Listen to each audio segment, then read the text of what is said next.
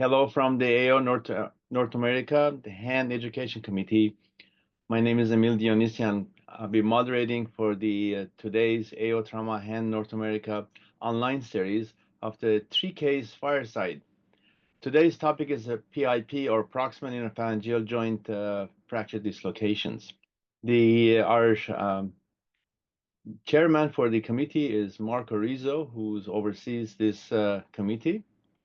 Today's faculty, our moderator is me.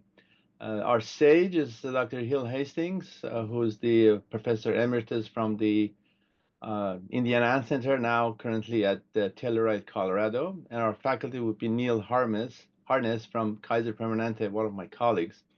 And our hand therapist will be discussing the therapy part, would be from Illinois, Gary Solomon. As here is our any financial relationship that we're declaring. You can see all the declaration. Most of us has nothing to declare except Dr. Hastings. AO North America is an independent, nonprofit surgical specialty society dedicated to improving the care and patients with musculoskeletal injuries.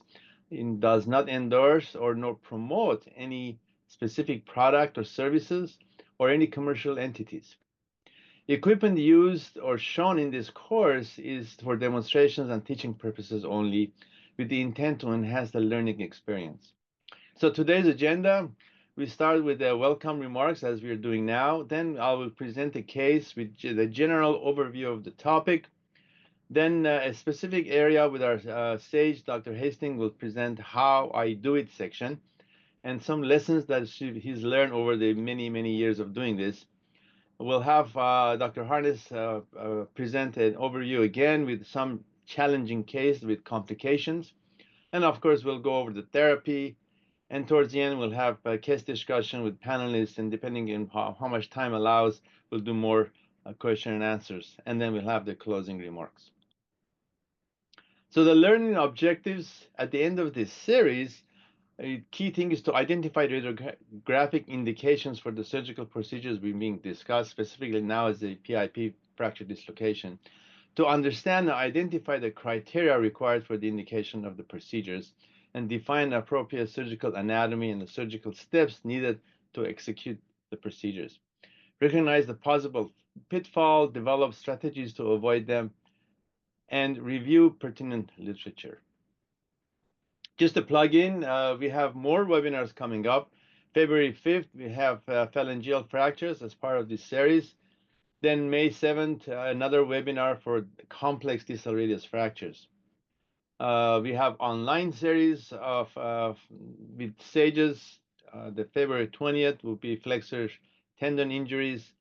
Then in distal radius fractures on March 20th, and April 17th, we'll have the mangled hand with the sage Amit Gupta.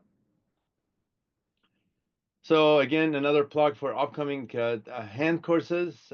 We have a good hand course just coming up in about a week or so in Jacksonville, Florida. There's some spots open. It's a great course. It's a hands-on for just one day. Go over with a great faculty. And then, of course, there's fellows and chief resident course. There's the all-time favorite for the residents and the fellows that are coming towards the end of the year in May in Cincinnati, Ohio. And that's a cadaver course. These are being recorded, and they will be available at a Zoom recording in about 24 hours after the current session is over. And you can access that in AO Hand North America and YouTube. Also, we are also on Ortho TV, and we have on orthoonline.com. You can also live stream this at the AO Trauma North America hand events. Okay, now let me go into my presentation here. Okay, let's go background. Can everybody see that? Excellent. Okay. Looks good. So we're going to talk about the proximal interphalangeal joint fractures. In short, we will call them PIP fractures. And just general overview, I'm going to present a case example, go over the anatomy, mechanism of injury, diagnosis, and some of the treatment uh, options. So here's a case: 55-year-old falls off a motorcycle at a slow speed. 1 week later, shows up in my clinic with pain and swelling and cannot flex the finger. This is the index finger. Sorry, this is the ring finger, and has difficulty bending. We get an X-ray. As you see, it's a very subtle change happening here. Just keep it in mind as we're going over the cases and discuss the options. We'll come back to it at the end. So anatomy.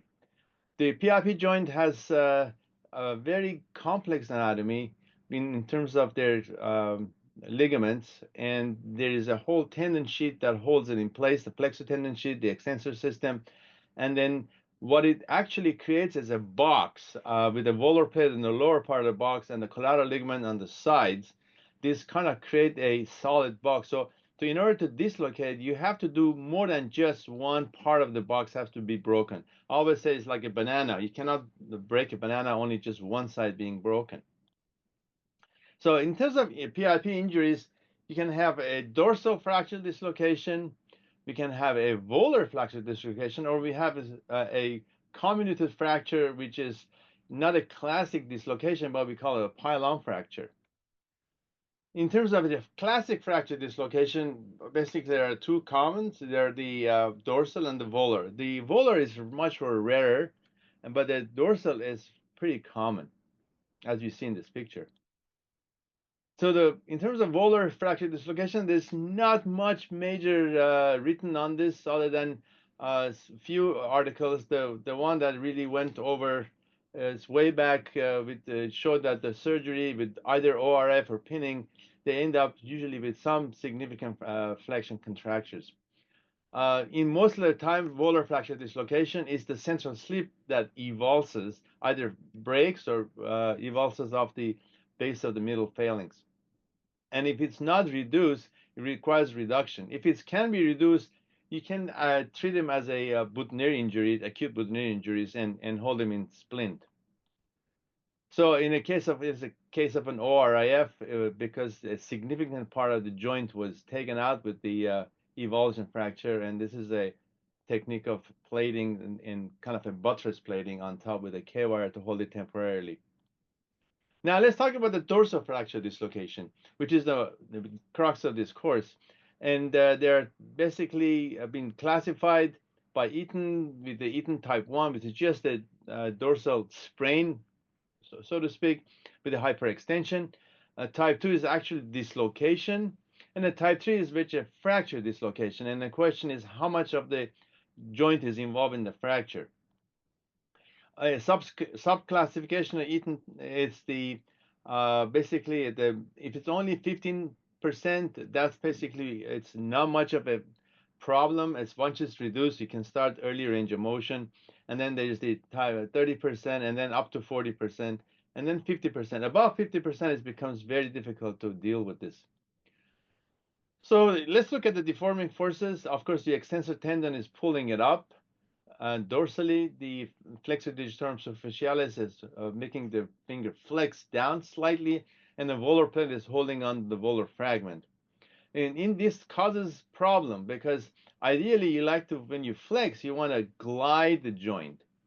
But if there's not enough of a joint space left or joint subchondral bone left, when you try to flex, you end up hinging, and that causes this deformity, which is causes stiffness and problems with arthritis and so on and so forth, and the finger doesn't work. And so the classic V sign, which is this little section where hinging causes this opening up to the dorsal part, as you see in this picture. And it's a very subtle sometimes and frequently missed in the ER by the ER physician when they initially see it. And I was personally involved in a lawsuit with just because of that reason. Here's another picture. You can see how this could be very subtle changes of this opening of the joint called the V sign. The more you look at it, the more pattern recognition you get, and you tend to remember this. Once you look at it, the V sign, go, it's trouble. Anyway, in terms of fracture dislocation, you also have to remember there's two parts. If it's the actual dislocation, there will be an intact part of the dorsal cortex. If the dorsal cortex is not intact, then it's not actually a fracture dislocation. It's more like a pylon fracture, which it's a whole different treatment protocol for that. So in terms of treatment, if it's less than 50% joint involvement, then active range of motion, it can be started almost immediately, but maybe resting for about a week. If it's more than 30% or 30% joint involvement, then we have a technique of dorsal blocking splinting, initially discussed with Dobbins and McElfresh from Mayo Clinic, which you can start early motion having a dorsal blocking to prevent dislocation. But if it's more than 30%, now we're talking about 30 to 50%, then we're talking about some surgical options, either pinning it, and there are different options in terms of open reduction internal fixation, volar ped arthroplasty, or X-fix. And then when it's more than 50%, you need something to bring in, either a combination of the above techniques or a hemihamate, as we will discuss later, or an external fixator. Dorsal extension block splinting was brought in 1972. This is a long time ago, and it worked. Reduction initially with flexion, and then once the PIP is flexed and reduced, you keep it from extending, and then allow to bend while in that limited range to fingers to start gliding, and then slowly over a week, every week to allow a little bit more extension, extension, extension. Here's an example, classic. Actually, this is a patient of mine. So it was dislocated, but you can see there's more than 50% is still there. So probably I would say 30% of the joint is involved.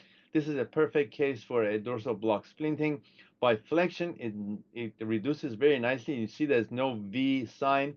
And then you allow in this cage, by flexing the MP joint, that decreases the tension of the extensor tendon system, and also allows it to move. So there's a little limited area so it can move, and he did pretty good by this way. Now, of course, the external fixator was being discussed all the way back from 1980s to now. Initially, Shen came up with the banjo spin, the big spin to allow range of motion, and then AG came up with a ingenious way of putting rubber bands to put counterforce, and then even Dr. Hastings came up with a splint, and then there's Suzuki technique we'll talk about more in terms of traction. Here's a banjo splint from Dr. Schenk. It did work, but it's not an easy thing for a patient to carry this big circle around, especially putting clothes on. Then there's wire external fixator with dynamic traction. Again, sometimes there's not much a hinge left there or not much of a joint there to even try to do anything else other than put an external fixator, put some traction, and that allows it to heal pretty good. And just a follow-up in about 3 months, his traction is off, even though it's not perfectly aligned, but he has good motion. So there's this Suzuki frame. Suzuki described this in 1993 with almost like a portable traction. The pins are put across the joint line, right in the hinge, right at the center of rotation, and then another K wire is put in. So as the this metal comes down, it pushes the needle failings down and reduces it, and then you got the rubber bands to keep the traction to allow early range of motion.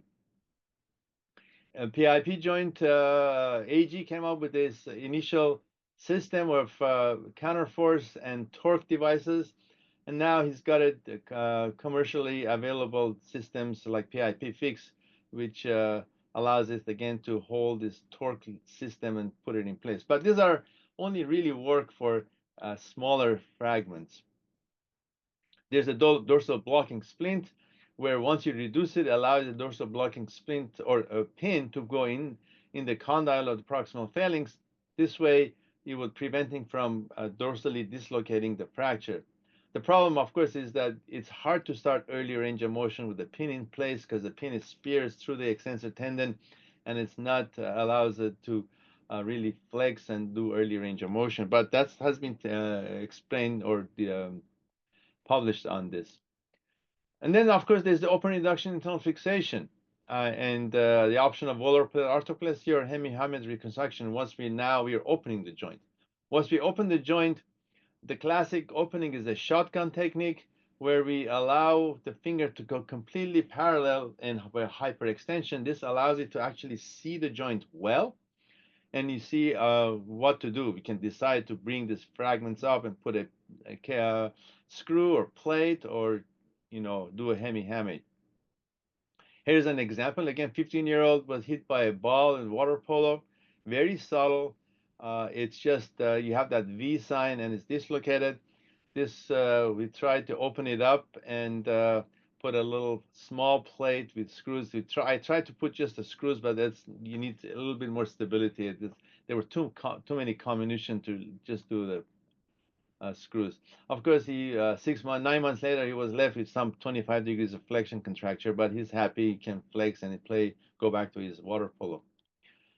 And then, of course, there's the volar plate arthroplasty. 1980, Dr. Eaton presented this with some cases where they showed that by advancing the thick volar plate, as you see in this picture, the volar plate is pretty thick, cartilaginous, and that can be taken off and then advanced into the defect to allow both a buttress from going further up and also resurface the cartilage. Sometimes there's actually damages in the cartilage that having the volar plate helps. I can see in this right lower corner picture, the volar plate is thick, stout piece of fiber cartilaginous tissue. By putting sutures and through with a keyed needle through the base of the middle phalanx, we can resurface the area and hopefully hold it in place. Now, of course, the most of the studies show that this actually works best only if you have a defect less than 50%. If it's more, then it's going to be difficult for it to work ideally. Here's some pictures of the steps. Once you take the fragment out and you get the volar plate, you can mobilize the volar plate by slightly reset the screws or the legs of the attachment and then bring it into the defect. And it's important to be right at the cartilage level, not any deeper. And then you either put a button in the back or tie it over a button over the cortex. So I did a study when I was my fellowship with Dr. Eaton in 2000, and we went over a long-term follow-up of this on the average of 11 years, and patient did pretty good. It's amazingly some of the bone actually reformed in that volar plate. As long as the case was done early, within the first 4 weeks, the results were pretty good. Of course, once it's past 2 months, it gets harder, more contractures develop, and it's hard to overcome them. And then best results were the cases where the fractures were less than 50% of the joint. Of course, there's the hemi-hamate that we will have more on later. This was introduced in 1999 by Dr. Hastings, and where the harvested piece of bone, which just happens to be the same shape of the condyle, it matches the condyle of the middle phalanx, and we take that and then put it in there to reconstruct the defect or the lost amount of bone. So here's our patient. The 55-year-old had a motorcycle injury. We end up doing an open reduction internal fixation with just 2 screws. And 4-month post-op, he's doing very good. He's got about 20 to 100 degrees range of motion. And I consider that a success for a case like that. So take-home message, remember, look for subtle signs of dose disruption. These are some things that is frequently missed, especially look for that V sign. Aim for a stable reduction. However, you can do it with a dorsal splint or surgery. And stabilize, once it's stabilized, to allow early range of motion. They can do that with external fixator, pins, screws, volar plate, or graft. Okay, now I'm going to stop sharing and allow our sage to begin talk about his techniques. Thank you. Thank you, Emil. See if this will pull on up. Thanks for putting this all together and for everybody being here for an interesting symposium. I hope to learn a lot myself from it. So I'm going to deal with just a small part of all this, concentrating mainly on biomechanics that will give you a clue on how to judge when things are going to work or when they're going to fail, and then maybe a couple surgical pearls. So as Emil said, these happen typically from a ball or an axial load that drives the base of the middle phalanx out. And then the head of the middle phalanx causes variable amount of compression and displacement of the palmar fragments. Tom Kiefaber and Peter Stern modified my initial classification. Those that are less than 30 are stable, and you can take them through a full range of motion. As Emil said, the tenuous ones are 30 to 50. They may reduce, they may not, but this tenuous group does reduce with mild flexion less than 30. And as emphasized, and to hit home again, those more than 50% were requiring significant flexion are considered unstable. Now, what is a 50%? You know, one of the problems in evaluating all the results of the dorsal block splint, the McElfresh and Dobbins, the Eden arthroplasty, the volar plate arthroplasty, and other studies is that what may look like a 50% can be deceiving because part of the AP diameter is central tendon and not part of the concave part of the joint. So the joint may actually be more affected on a coronal look or on a CT than just by the 50%. The other thing that's hard to figure out, sometimes ones that are 50% look like they work, or 60% look like they work. But that's because a lot of these that look like they're 50% occur from a deviation and rotational injury that affects one side of the joint worse than the other. So for an example, it may have large involvement on one part of the condylar facet and very little on the other. So it's really more stable than it looks based upon the stability provided by one of the condylar recesses. So this unstable group, percutaneous fixation is shown. Sometimes you can manipulate intra-articularly with a small K-wire to reduce parts that are depressed. Open reduction, particularly if you have a single volar piece, that can be very, very fruitful and as just shown. External fixation. Osteotomy hasn't been mentioned, but osteotomy I'll show you in a minute. Sometimes the palmar impaction reduces and sometimes it don't. Sometimes you can tease it with an intra-articular or K-wire through the canal. And in late cases, Norm Zemmel from LA described osteotomies where someone is healed in a bad position and you can osteotomize and bring back that volar piece, restoring back the concavity to the joint. So as Emil showed, the joint tends to slip out. So these greater than 50%, all you have is kind of the upslope of the joint. This was a case in '83 that I personally did with Dick Eaton when he visited. And as you can see, the volar plate arthroplasty is handled, the joint's pinned, and then the minute the pin is pulled, it immediately redislocated. So again, it's the dorsal remaining slope with the lack of a guiding palmar buttress that causes these to dislocate. If you interpose something, they can still work. They can hinge on that apex and they can kind of flex and glide, but the apex will tend to block the digit from extending. Yeah, the volar plate is 1.5 to 2 millimeters thick. So if you have very slight depression, the volar plate can make up for the slight amount of depression. So occasionally that can be a solution if there's just very subtle or slight depression of the volar part of the joint. This is a biomechanical study by Tyser and colleagues looking at an osteochondral graft versus the volar plate.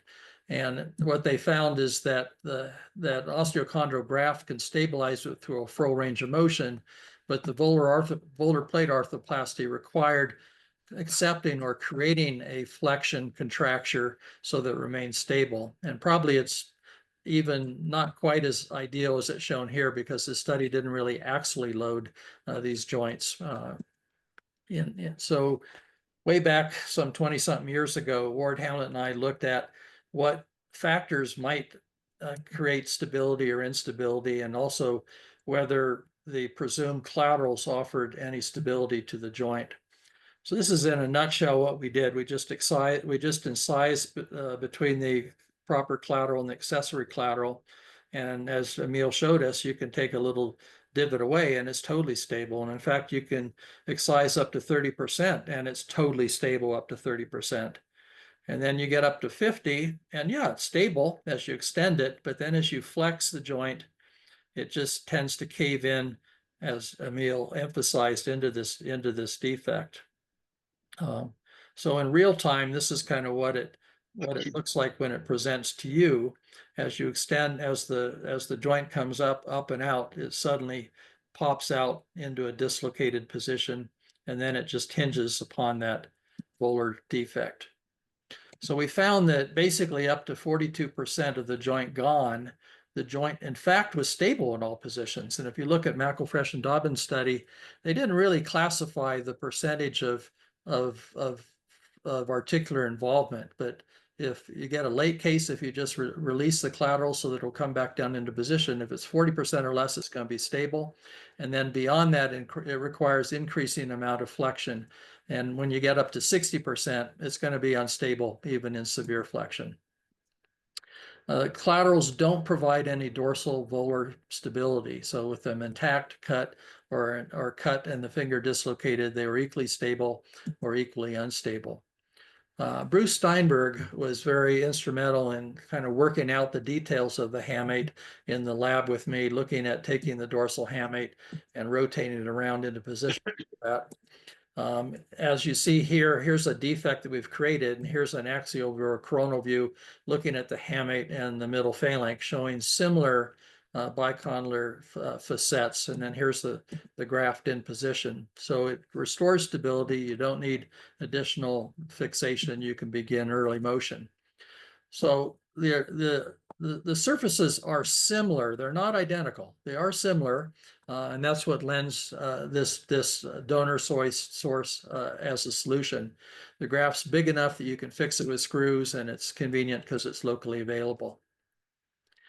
John Capel and colleagues with me looked at whether we were creating instability, and I was afraid naively that we might when we first started this, but we found that even after harvest, there's minimal instability even with axial load.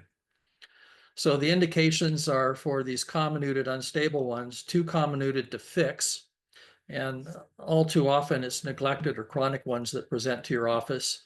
Whoops, sorry, is occasionally, not very often, but it may be just a pure deviation injury that ruins one plateau and not the other.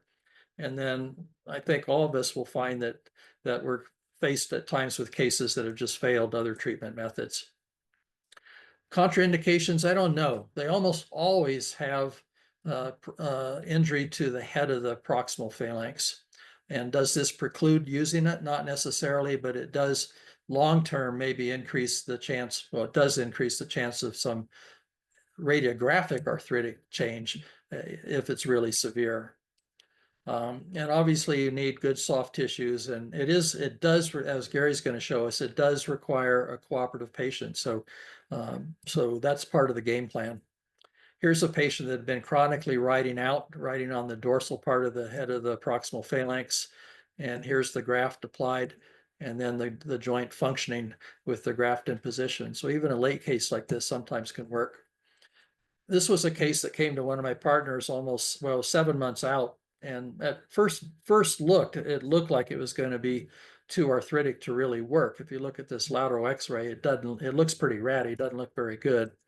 This is what he looked like. And yes, there was cartilage injury to the head of the proximal phalanx.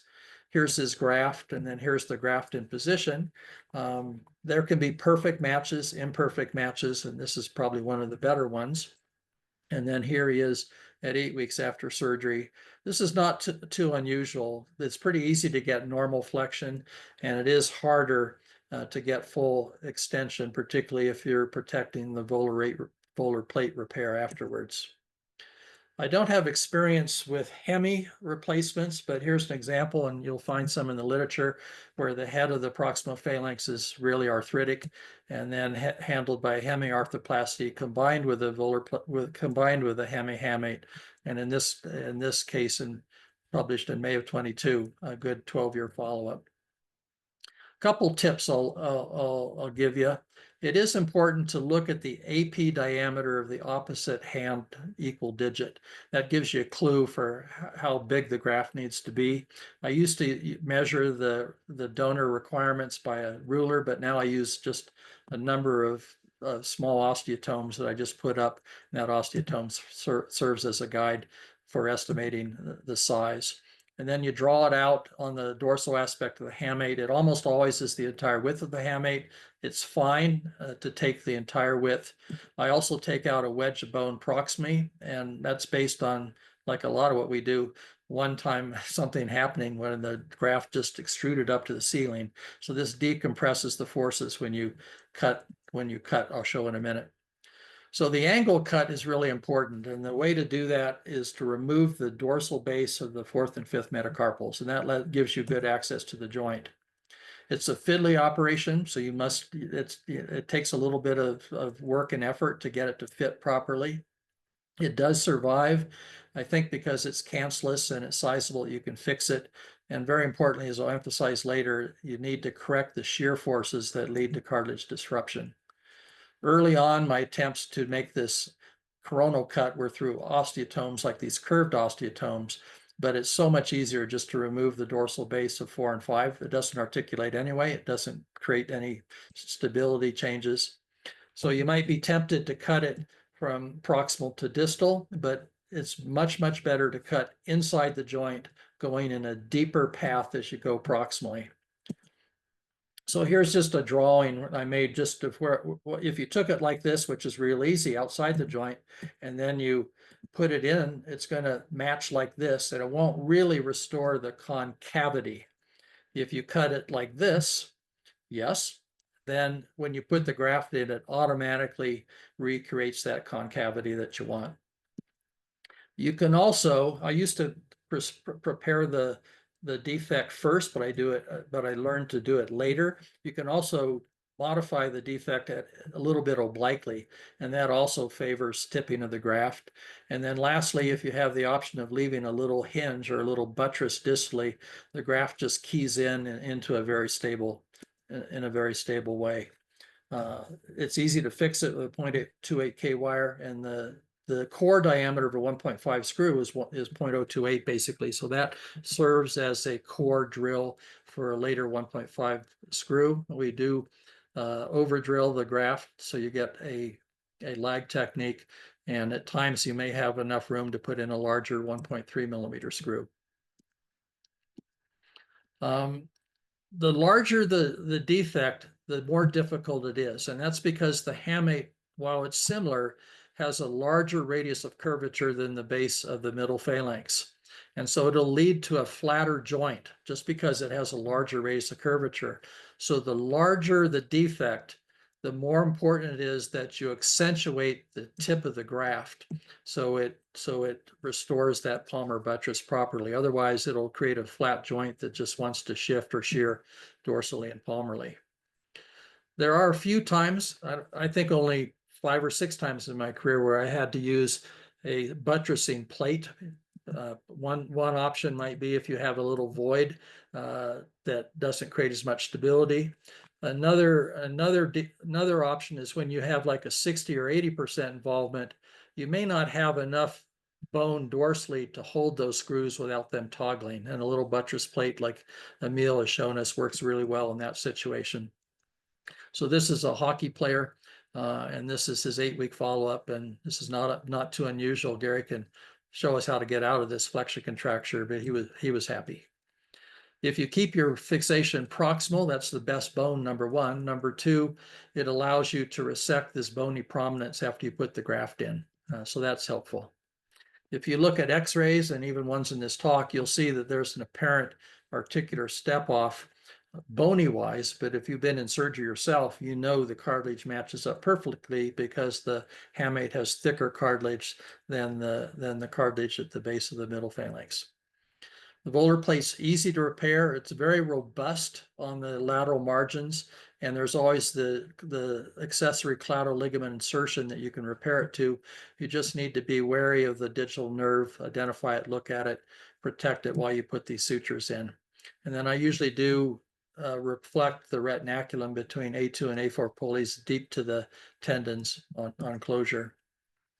I have some other biomechanical studies that came from Canada that I won't show you, but this just shows the morphologic differences. Some look absolutely perfect, some are not quite as perfect, but with the cartilage it serves and bone, it serves as a good buttress. I'll skim over the outcomes. They're mostly similar. Extension deficit in my first study of 26 degrees, flexion to 90. The Cincinnati group, 87 degrees. Better results when acute than chronic. And then Bernier emphasizes, as I've mentioned, that there's almost always moderate mirror images to the head of the proximal phalanx. Same thing with Verdun's 82 degrees range of motion. Two ended up failing with a silicone arthroplasty. And out of the 25 patients with Mina and colleagues, one had to be revised from a loose screw. They do seem to hold up. This is a patient that fell from a tree platform some 20 feet that came to me almost 6 months out. Almost 6 months out. And this is his reconstruction, and the appearance at 8.5 years. And this is his motion at 8.5 years. So if you get it properly positioned and you restore the concavity, it can hold up. So the take home is less than 30%. It's a no-brainer. These are stable, and even up to 42%, they're stable. But beyond that, you have to hold them in flexion to maintain them in a stable position. And more than 60%, they're all going to be unstable. So there are a lot of things. Lots of times the external fixation will reduce what you need. So a lot of these more conservative techniques are worth looking at. When you see it delayed, then ORIF is probably the best option. When you can't deal with it with one of these simpler options, then osteochondral grafting is the best solution that I've found up. There will be other options down the road, I'm sure. Very, very important. I can't nail this in too repetitively. You have to restore the concavity of the joint. If it ends up too flat, you're going to get dorsal volar sliding motion and then deterioration of the joint. Intermediate results do hold up. We still don't have long-term results. And most studies do show some degeneration over time, particularly in late address cases, but that doesn't always correlate with symptoms. So in a nutshell, hopefully that'll give you a little clue on why it's so hard to tell if it's 30, 40, or 50, because it's not always a pure transverse or coronal plane fracture, and a couple tips that may help you get past some of those problems. Thank you very much, Dr. Hastings. That was enlightening. I think now we can go with Dr. Harness to show us some cases of complication. So thanks for having me. I'm going to be talking about the complications associated with these injuries, and really appreciate Emil asking me to be involved in this symposium. It's a real honor. It's great having a partner like Emil Dinesian. I want to just throw that out there. He's an extremely talented surgeon and a great resource that I've fallen back on and got advice from over the years. So I really just want to throw that out to you, Emil. Yes. So I don't have any disclosures. So if we go to the next slide, there we go. This is a little bit of repeat, but just to reiterate what Dr. Dinesian said at the beginning, these are fairly common injuries, and our goals are really to recreate joint stability in order to prevent arthritis, stiffness, and pain. And the stability relies mostly on the size of the fragment we're dealing with, but a lot of it also is recognizing central articular comminution and how that plays a role in stability and how we deal with that intraoperatively. Natural history of untreated dorsal fracture dislocations, you can see here. Surprisingly, a lot of these patients do pretty well. I've seen a few long-term missed fracture dislocations like this, and for some reason or another, they do pretty well without pain for quite a while, but eventually make their way to the hand clinic to get treated. They largely are moving through a hinged pseudoarthrosis.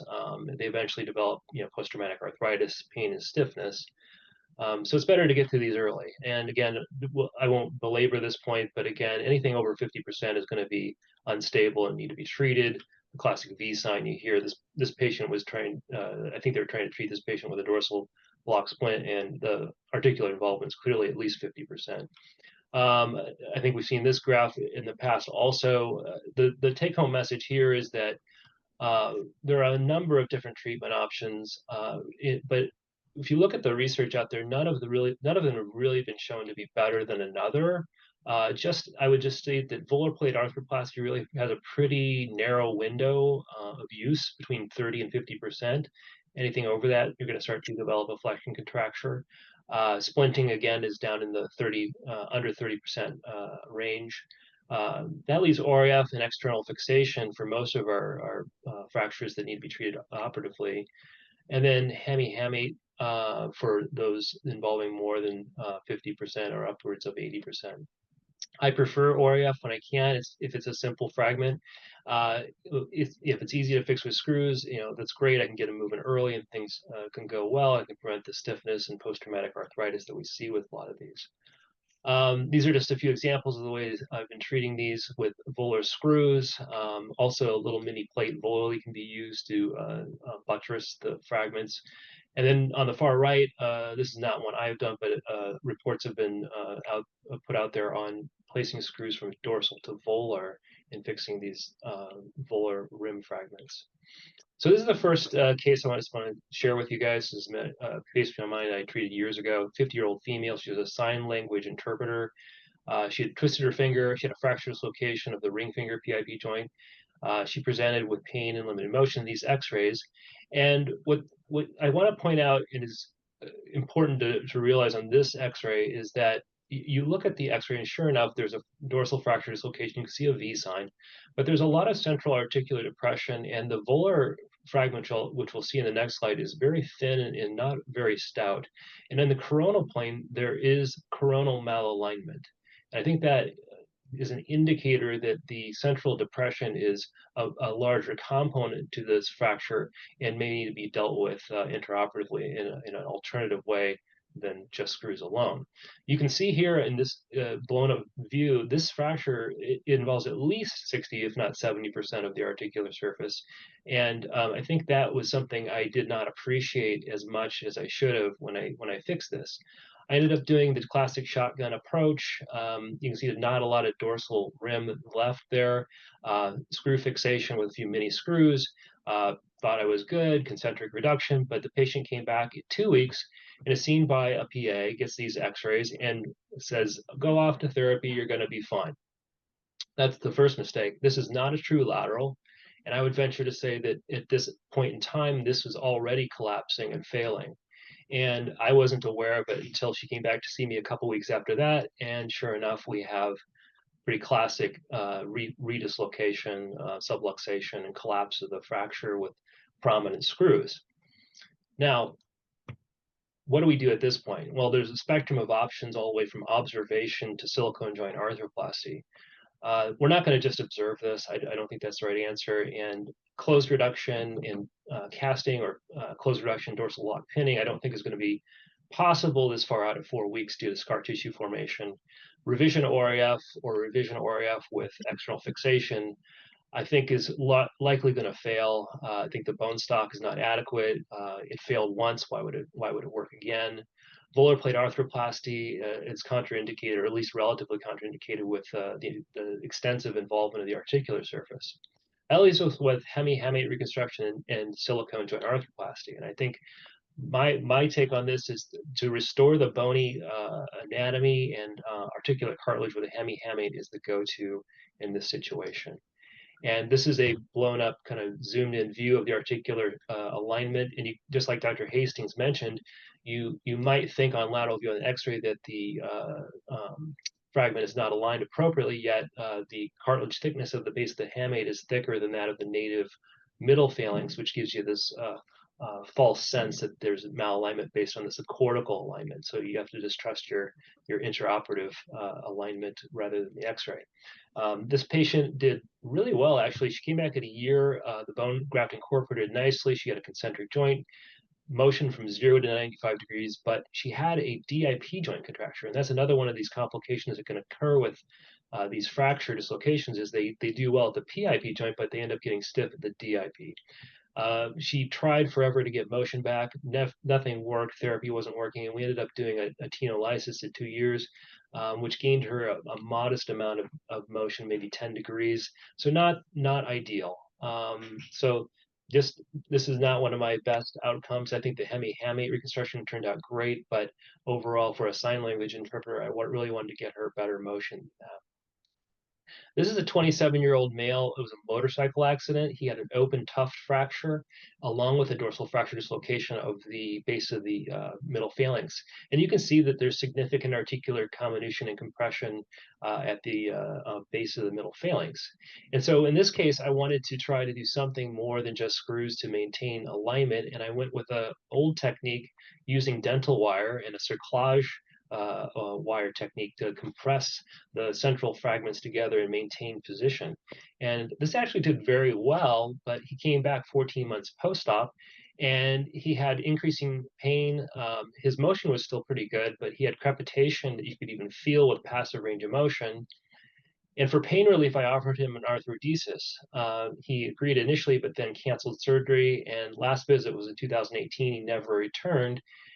So I assume he's either doing well or he's still in pain. I don't know. But this is just one more classic complication that can occur with these injuries. When you think you have relatively good alignment, you have a concentric joint, you still can go on to post-traumatic arthritis. Finally, one last one, a 31-year-old female, dorsal fracture dislocation, same x-rays as before. We have central depression, small volar rim fragment. I offered her ORAF. In this case, I wanted to do something more. So in each one of these cases, I learned something. I fixed this with mini screws, did the cerclage wire, but this time I added some demineralized bone matrix to beneath the central fragments to maintain a little bit better articular alignment and support. And she returned at 3 months, very happy with the result, no pain, smooth motion, minimal swelling. She did have a bit of a DIP extension contracture, but what I wanted to point out is that one of the screws is a bit prominent volarly and probably is going to require a hardware removal. So I think counseling patients preoperatively that these are tenuous cases. We're using hardware that can move. It can cause tendon irritation. There may be a chance for the need for hardware removal down the line. So that's her at 3 months post-op, pretty good motion and minimal swelling. So turned out pretty good. So, complications haven't been reported extensively in the literature. This is, a paper from 1999 in the Journal of Hand Surgery. It was Dr. Stern's group out of Cincinnati, where they looked at 56 patients where they had done volar plate arthroplasty in about 60% of them and ORAF in about 40. They had an 18% complication rate, with the most common one being recurrent dislocation. They had an equal number in both groups, 3 patients in each, so 3 out of 33 ORAF patients had recurrent dislocation. And all of those patients that failed, whether it was in the volar plate arthroplasty or ORAF group, had volar fragment fracture percentage greater than 50% of the articular surface. And interestingly, a third of the patients had greater than 10 degrees of coronal malalignment on their original x-rays. So their take on it was that coronal malalignment may be a clue that there may be more articular depression and there may be a need for bone graft intraoperatively for those patients. The technique with cerclage wire came out of a paper with Dr. Weiss out of Brown in 1996 in Clinical Orthopedics and Related Research. And he looked at 12 of his patients at 2 years and had very, very reasonable motion. One patient had post-traumatic arthritis, but there really was no complications related to the cerclage wire itself. There was no implant failure, no irritation of the tendons from the cerclage wire, and he had no infections. A paper out of the Journal of Hand Surgery, British edition, in 2005 looked at 19 patients who had either undergone percutaneous pinning, ORAF, or cerclage with open fixation. And their complications included 7 patients out of 19 had some degree of PIP joint incongruity. 4 patients out of the 19 had true subluxation. All of the ORAF patients they reported had some degree of sensory issues. All of the cerclage wire patients had cold intolerance. One of the patients with ORAF, so 1 out of 6, ended up with an infection that was severe enough to require an amputation. And 2 patients with cerclage wire fixation ended up having adhesion formation requiring tenolysis. Finally, JBGS published an instructional course lecture on complications associated with these injuries in 2013, and listed the most common issues with treatment, whether it's operative or non-operative, is stiffness and flexion contracture, chronic swelling, swan neck deformity, and redislocation or subluxation. So it keeps coming up. The ORF specific complications really are redislocation, and it's almost always related to implant failure or interarticular implant placement. And so their take-home message for ORF was that injuries with substantial articular surface involvement, more than 50 or 60%, you may need to start looking at some other technique rather than ORF, which may include, again, hemi-hamate reconstruction. But in my mind, going into it with a few more options in your quiver, including the cerclage wire technique, and then having some bone graft or bone graft substitute available to support the articular fragments, should be something you keep in mind. Thank you. Okay, thank you very much, Neil. Everything looks beautiful. I think we all do this, but without the therapy, it's all a failure. So let's have Gary to tell us how he does his magic to get his fingers moving without dislocating. Yeah, Gary, you're on mute. Thank you. There you go. Thank you. Thank you very much. And I wish it was that easy. What I hope to do is give some tips along the way of how we sort of manage, because stiffness is obviously a huge problem. PIP is not very forgiving. It's not a very forgiving joint. Just get it advancing here. There we go. No disclosures for this presentation. I'm going to go quickly over how we manage the dorsal volar, lateral, and some of the complex fracture dislocations. And we've all shown the V sign several times, and this is usually, as a therapist, my first encounter with the patient is to make some sort of dorsal block for them. It's very important when you're looking at this to really have an understanding and that there's communication between the physician and the therapist, because that angle that you want to position the joint in can be very deceiving. That dorsal edema is very deceiving. So the joint may look or measure dorsally about 30 degrees, which is the angle you want. But when you look at the true joint angle, it's nowhere near that. So I'll show a couple of good pictures of that just so you can get a better understanding. But it's always good when you're giving orders for how far it needs to be flexed, provide a little margin of error on the flexion side. We've had some success for patients with tenuous stability to do a digital cast, and I'm lucky here because I'll go over and cast them right under, and we'll put it under fluoro and get the joint position right there, and just hold it for a couple of weeks and then start the dorsal block. It's not ideal, but some patients don't want surgery and they want to try the conservative measures first, and we've had some good success with that. Here's another one. It's probably a little easier to see the shadows here. If you look at the angle of what the joint appears, if you stick a goniometer on top versus what the true joint angle, if you look at the one on the left, the joint measures about 25, 30 degrees, but you can still see that V sign. So you have to bring it down a lot more to get that true 30 degree and that good reduction there. And same with this one, again, a very swollen finger, and it was hard to get it to stay reduced. It's always good to have an X-ray right after you put the dorsal block on them to make sure you're good, rather than send them home and follow up in 2 weeks and find out that it wasn't perfect at the time. So the orthosis position, generally about 30 to 35 degrees of a dorsal block is manageable. More than that, you're pretty much set up for some sort of residual PIP contracture. I usually do either hand-based or digital dorsal block. I used to do the cage. Now I just do everything dorsal. We start them moving. The protective phase, the first 3 weeks especially, we block at about 30 degrees and then allow flexion and extension to the dorsal block. And then about 4 to 6 weeks, we allow an increase of 10 degrees extension per week. And then we start to really focus on managing that residual stiffness. So there's 2 types of orthoses I'll typically use right at this stage to redirect forces to the PIP joint to regain flexion. That one is a relative motion. So you're basically redirecting the flexion force towards that PIP and DIP joints. I also like to use a blocking orthosis, so that it's removable. But again, the MP is the path of least resistance, so we really want to start working on that PIP and DIP flexion. Also, when we're clear, once we've achieved we're clear for full extension, I'll use a relative motion for extension. Again, in this case, you're putting the MP in relative flexion to the other digits. I'll a lot of times use an extension orthosis at night and then progress to something with light tension and then consider serial casting as needed once full flexion is restored. I always do put the priority on restoring flexion, and then once that's achieved, I'll be a little bit more aggressive on the extension side. As I said, serial casting, if you have full flexion and a persistent PIP flexion contracture, it works really well because it's that long time being held in that position. You just have to check it either once or twice a week to make sure that they don't lose any flexion with it. Surgical management, those were covered nicely in the previous talk. So they range from extension block pinning to ORAF extension or external fixators or the hemi-hemi. They're managed similarly that we start with the dorsal block and then gradually progress into extension. Here's an example of a case. Now, this happens unfortunately too often, but this one was treated someplace else in a lumifoam splint, and then 3 weeks after that, it was discontinued and then sent to therapy.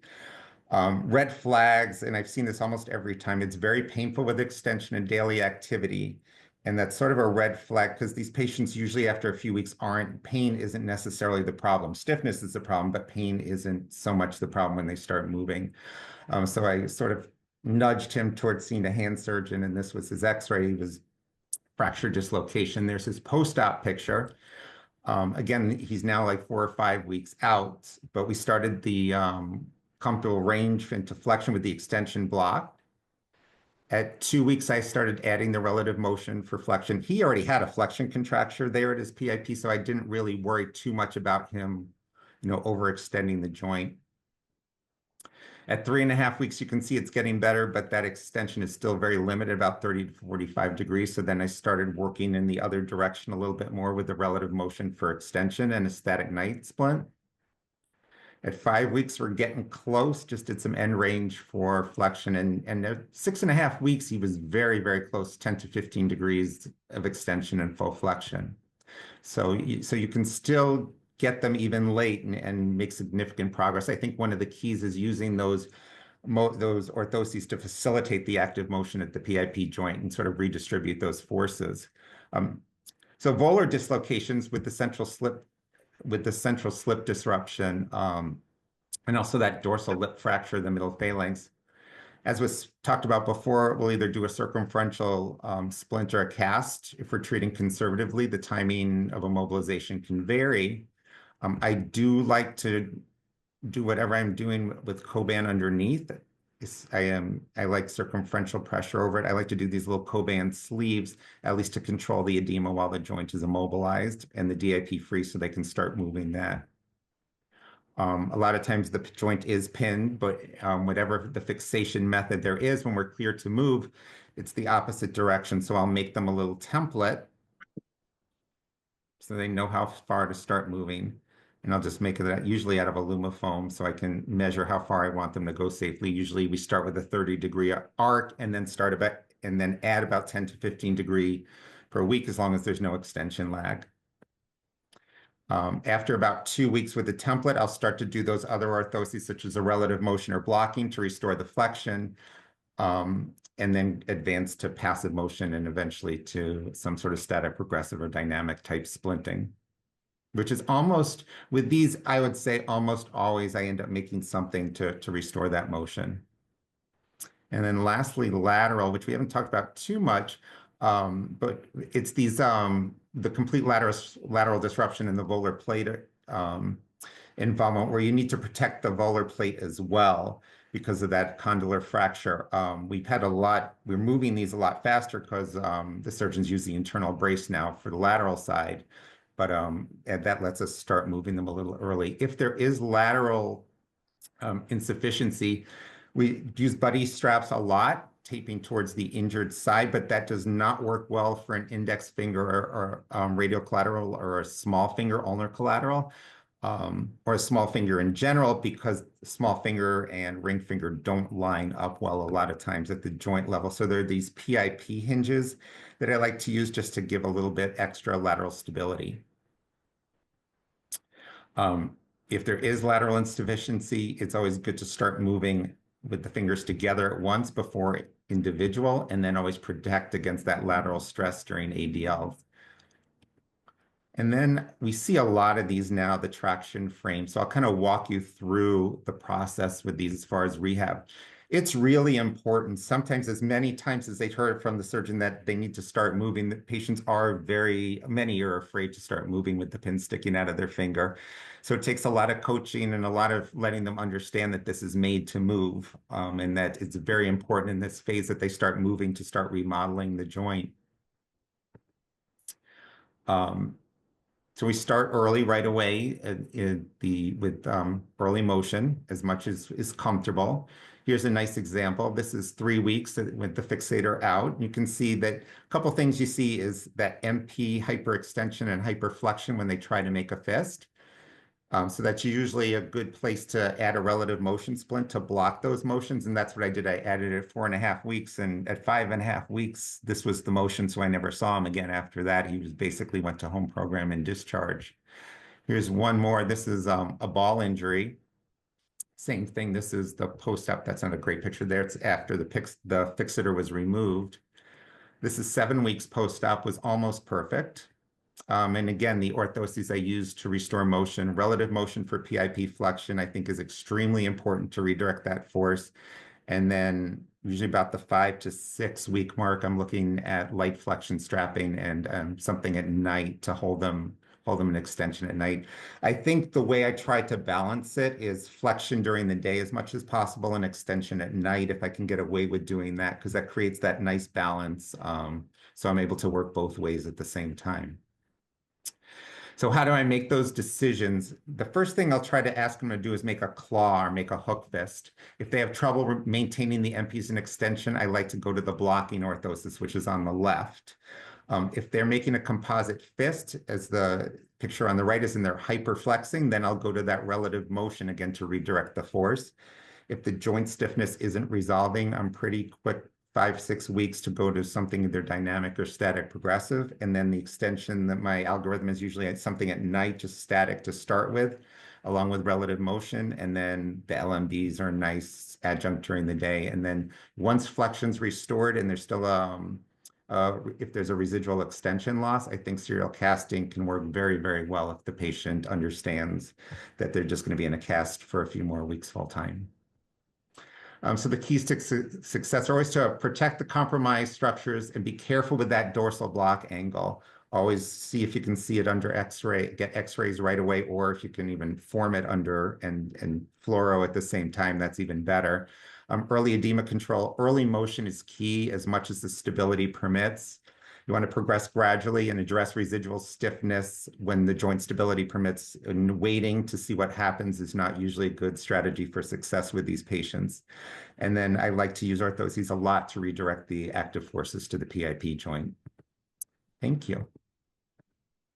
Let me stop sharing.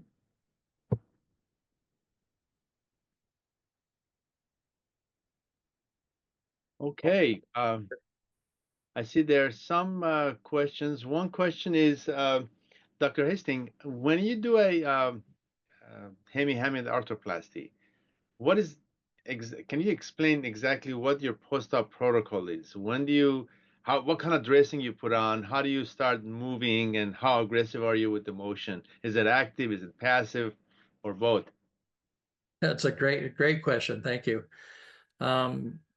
Yep. So I put on a Coban type of split of dressing on the single digit, maybe a folded 2x2 on either side, and then some Coban, not tight, just to cut down the swelling. And then I bring them back 3 to 5 days. Like a lot of things in our protocol, it depends on if you operate on them on Tuesday or Friday, right? When you bring them in. So it's somewhere 3 to 5 days or something like that. And I always have someone available, myself or someone else, who's capable, if needed, in doing a digital block in therapy the first time. Because I think it's very helpful to get it going right off the bat. So if they're not comfortable enough, they can't get reasonable motion in their first therapy visit, then we give them a digital block and jumpstart them with that. I usually do keep them in a dorsal block splint, but I've learned that you can go pretty much all the way to extension. So as I've gotten more experience, I almost put them all the way straight if I'm happy with it, with the reconstruction, and that solves a lot of problems after that. I think Gary was really good at showing just a digitally applied dorsal block splint. And in his photographs, he showed how important it is to hold the proximal phalanx up to the splint, because otherwise it sags and then creates relative extension. So if you're going to need a dorsal block splint, then it's really important to have the P1 secured up to that. And then I'm pretty aggressive in letting our therapists do anything they want for flexion. I tell them that you can apply anything proximally on the base of middle phalanx. It's a little more dangerous applying distal motion that kind of torques things, but if you apply a passive motion just beyond the joint, that's pretty safe for getting your flexion. And then I think the tools that Gary showed us for extension. So yeah, so for me, a digital block to jumpstart them if they're having trouble. The small finger is the worst for me, joint wise, as well as the ability of its tendency to hyperextend and give problems like Gary talked about. But the hemi-hametes that I've had involving the small finger have been much more challenging than the middle or ring. Fortunately, it's more the middle and ring. Yeah. When do you allow strengthening? Yeah, somewhere after 6 weeks, I do. I think they heal pretty fast, and somewhere 6 to 8 weeks, it's fine to progress on with strengthening. Okay. The other thing that I've learned is you can't always tell if it's amenable to ORAF or going to need a reconstruction. Someone did a Q&A, should I get CTs? I think if you're really good at analyzing x-rays of the elbow, shoulder, hand, you don't need special studies. But I think for these injuries, a thin slice CT really does help, because just as we've seen in a lot of these cases today, there's a little deviation deformity because one condylar recess is more impacted than the other one. And a CT can help show you that, and it may help show you if it's really amenable to ORIF. So I'm a big fan. I'm not usually a fan of other extra studies, but for these, a thin slice study can actually give you something in your quiver that helps. Yeah, I've noticed that sometimes even doing volar plate arthroplasty, if the angle is off, you have to kind of shave out some of the good stuff to make it flat so we can put the volar plate in there, and then that kind of makes you more unstable. So it's a catch-22. Yeah, one of Go ahead. the that led me to this was a guy that fell off one of my horses on my farm. And this was before I've been using toes and things like that before that. And I took his radial styloid and put it in as a graft. And then I used just a burr to shape the condylar recess of that graft and then put the volar plate up into that. And it worked like dynamite for 6 weeks, but then the graft started resorbing and then he redislocated. I think it was a bad choice of a graft. It was a radial styloid with a lot of cortical bone, not enough cancellous. But the volar plate interpose will work if the defect is less than 1.5 or 2 millimeters. And sometimes you can put a graft and put the volar plate in. So if you don't have a hamate, you could still put a bony graft and then shape it and then put the volar plate in between, and it functions somewhat the same. So when you're done with your hemi-hamate, how important is it to put the volar plate back, or is it causes more contracture doing that? You know, that's such a simple question. I think Gary could even answer that probably. No, I'm joking. I don't really know. I don't really know. I think It's a lot of extra work to get this volar plate. You have to put drill holes or screw holes, somehow anchor it down. No, it's easy. You know, the volar plate is very thick distally and on each lateral margin. And I just take like a 4-0 suture and just put a single stitch through the lateral corner on each side and put it right into the accessory collateral. And then you can see after you do it, you can see if you can extend the joint all the way. So I don't know, you ask a good question because I've always done it. So I can't tell you what it would be like if I didn't do it. Okay, I guess next question is for Gary. Can you explain? I think there's a lot of confusion about the relative splint. How does the relative splint help get your flexion contracture improved? Sure. What happens is when you go to extend, so basically what you're getting is this, right? When you go to extend, typically at the MP joint, force always goes the path of least resistance. So if the MP joint is loose and you go to extend the joint, it's almost think of an ulnar nerve problem with an anti-claw, right? To get that resolved, you need to put pressure down. It's almost the same concept. You're holding the MP joint in relative extension to the other, and you can just stick a pencil in there. I wish I had one at my desk right now, but I'll stick my finger there, and you can push it up like that, and you can see that the force goes right to the PIP joint for extension. So then how long do they wear this relative splint? It's nice to wear during activity during the day, as long as flexions, or you can have them alternate between flexion and extension, or if it's mild, you can just have them exercise with it. But again, you're looking when they go to extend, if you see that MP joint hyperextending, you can't hyperextend your MP joint and then extend your PIP joint. So you have to block that down one way or another. So you can block it with the splint or with a hand, but if you just slip on a relative motion splint, then you can go about your business and it becomes a natural part of, it's like therapy while you're using your hand, basically.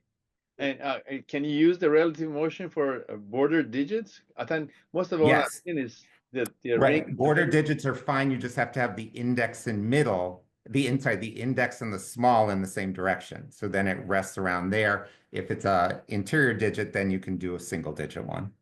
Okay. And one question for Dr. Harness. So when you get all this stiffness, when do you decide, okay, it's time to do a tenolysis? I mean, when is it failure time? Wow, this just opened up a can of worms. That's complex because, some come in very different flavors. I mean, if you have a combined extension and flexion contracture, you have just the PIP joint or PIP and DIP joint. So you really have to specify what you're dealing with. If it's just a PIP flexion contracture, I will rehab them for at least 6 months before considering doing any sort of release. If it's a issue with tendon adhesion formation, again, I will monitor temporally, what their motion is, and if it's stagnant over a period of 2 to 3 months, I'm going to pull the trigger sometime after 6 months post-op to go ahead and do a tenolysis. With the example that I had earlier, it was a DIP contracture after the hemi-hamate, and that was tricky because she had no passive DIP motion. And so I couldn't really elicit whether she had a adhesion of her flexor tendons because I couldn't bend her DIP. So we had to release her DIP first to then unmask whether she had adhesions of the flexor tendon. And once that was done, then go do a tenolysis on the palmar side. And you can see that the result, not ideal, but that's kind of the sequential way you have to look at it. Okay, well, it's 5:15 now. I think this is the hour of the ending this course. We went over the PIP fracture dislocations. We went over the complications, and Dr. Hastings, our sage, basically reviewed the biomechanics and even the nuances of hemiamate reconstruction. And it was a very enlightening session. I thank you all for attending. And hopefully you will follow up on our next courses that's coming up next week and the week after. Thank you very much.